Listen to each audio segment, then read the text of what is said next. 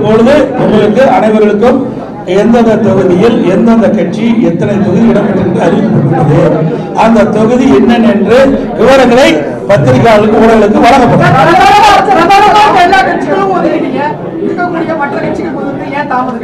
ஏங்க இன்னைக்கு காலையில் தான் வந்த 20 நாள் நடக்குது, அந்த கட்சி கேட்க மாட்டேங்கிறீங்க. 20 நாட்கள் பேச்சுவார்த்தை நடத்திட்டு இருக்கிறாங்க, இன்னும் பேச்சுவார்த்தையும் நடக்கல. வந்தாங்க மரியாதைக்குரிய பாரதிய ஜனதா கட்சியுடைய மத்திய அமைச்சர் பியூஷ் கோயல் அவர்கள், மரியாதைக்குரிய திரு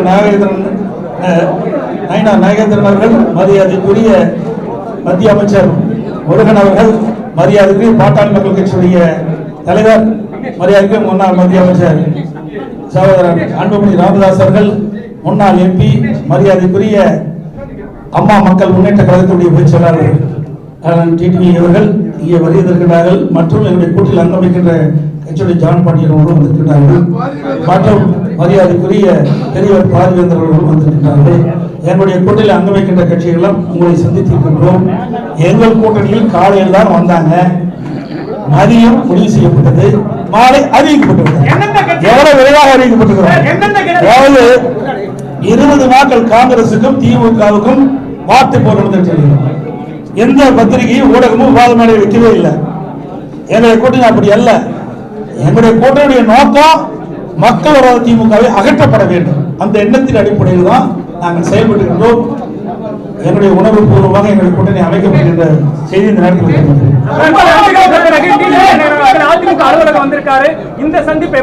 என்ன கஷ்டமா இருக்குது. அவர் வந்து அதே விடமாட்டேங்கிறீங்க, ஒரு பிரச்சனையை எழுப்பலாம் பாக்குறீங்க. எந்த பிரச்சனையும் கூட்டணியில் இருக்கிற தலைவர்கள் இடம் கொடுக்க மாட்டாங்க.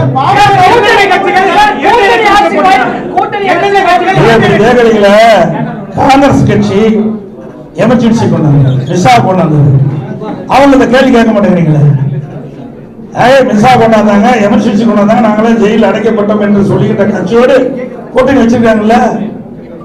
இழுபறிக்கு இடையில தானே கூட்டணி நடந்துட்டு இருக்கு. திமுகவில் கம்யூனிஸ்டுக்கு விடுதலை கம்யூனிஸ்டுக்கு இன்னும் கூட்டணி பேச்சுவார்த்தை முடியல, இறுதியாகல.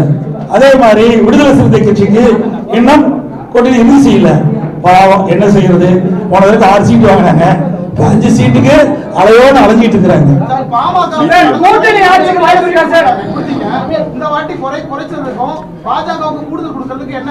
அப்படி எல்லாம் கிடையாது.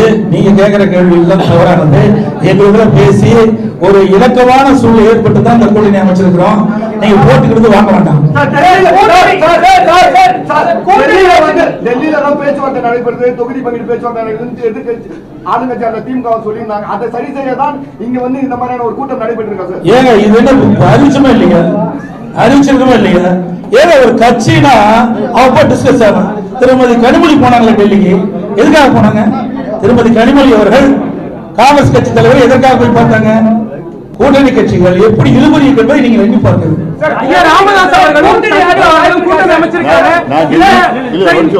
நான் டெல்லிக்கு போனது ராஜ்யசபால போய் கையெழுத்து போட போனேன்.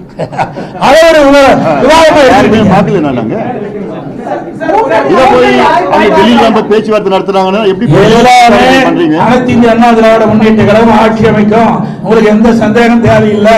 திருப்பி 100 வரை கேட்டாலும் இதுதான். அதாவது வேண்டுமென்றே திட்டமிட்டு ஊடகங்களும் பத்திரிகை நிறுவனம் எங்களை ஏதாவது ஒரு சிரமத்துக்கு ஆளாக்கணும்னு நினைக்கிறீங்க. எங்களுடைய கூட்டணி பொறுத்தது தெளிவா இருக்குது.